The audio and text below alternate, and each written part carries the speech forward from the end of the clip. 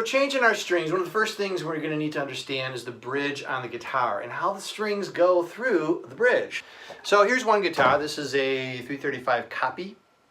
And this style of the bridge here, you can see how the string very simply just goes into this opening here and goes right through over the saddle.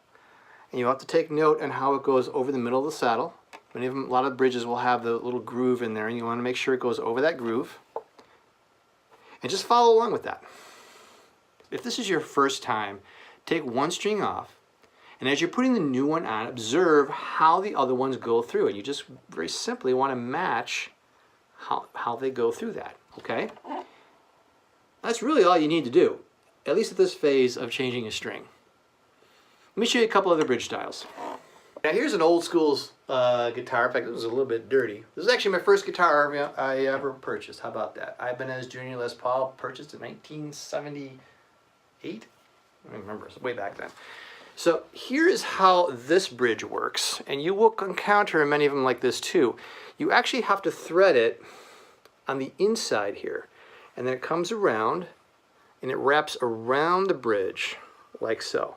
And it comes right over the saddle. So you see how it comes around here and just wraps around and goes over the saddle. All right, so that's another style bridge. So if you have that one, that's how it's going to work. Here's a Fender Strat. Many people are familiar with this style. These are a little bit different. And the way you string these is through the bottom. And you will note that you have 6 holes down here.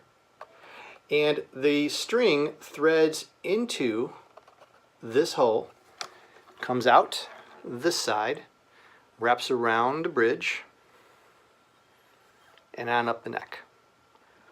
And you make sure that the strings are centered over the saddle, right here. This is my PRS, Custom 24. These strings go through very similar to how the Strat is, in that we have it underneath. Get that reflection out of there just real quick. What you want to do is thread it, just threading through a needle. You thread it right through that opening. String comes out right over the top.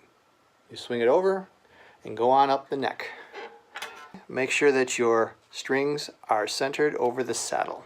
Also, one thing about these bridges that you want to pay special close attention to, as you're threading it through, make sure you pull it somewhat taut so that the ball of this string right here gets all the way as high as it can in the bridge, so it's held tightly. Sometimes if we don't hold it tight, it's kind of caught a little lower, and you start stringing it up, you'll hear a little snap. Not a big deal, you just have to retune the guitar a little bit. But just try to make sure that you're pulling it somewhat taut in there, and it'll hold pretty nicely. And then we have acoustic guitars. The vast majority of them are strung up the same way. And actually today I'm going to string up my acoustic. It is in need of new strings, so this would be a good one. Most of you probably have an acoustic. Even if you don't, after we get past the bridge, everything we do on this side is going to be about the same. So with the acoustic, and I'll show you more detail as we start stringing, is you have these things called pegs. And what they're going to do is they're going to hold the string in. I'm going to give you a little bit more detail on how this works in a little bit. But you put the ball of that string right through into the opening after you pull this peg out, and you put the new one in, and then you kind of pull it taut with the peg still there until it feels pretty secure, and then you run it over the bridge and on down the neck. A couple of essential tools you're going to need to change your strings on your guitar. This will be your best friend. Is a tuning peg crank. I don't know what other official name it is for that, but it basically will turn these tuners and to loosen the strings. You just grab it in there and you turn it, and it happens really, really, really quick. And you get those strings off. As you can see right there, makes life a lot easier.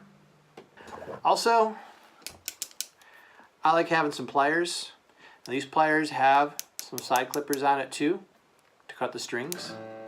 You may want just pliers and maybe a separate set of side clippers. Either way, have both handy. These work in handy, just grabbing strings when you got to thread things through. I find that they've saved me more than a handful of times. Also, the clipper here to cut the strings when we're all done. You're definitely going to need that. Some guitars will also possibly require you to have a screwdriver. Depending, if you saw earlier on my PRS, those little black knobs, there's actually a screwdriver that you may just have to loosen. Some may have locking tuners here, some electric guitars where you'll need either a screwdriver. I have one old guitar that needs a Phillips screwdriver, to be honest with you. That's what I do to tighten that and to loosen.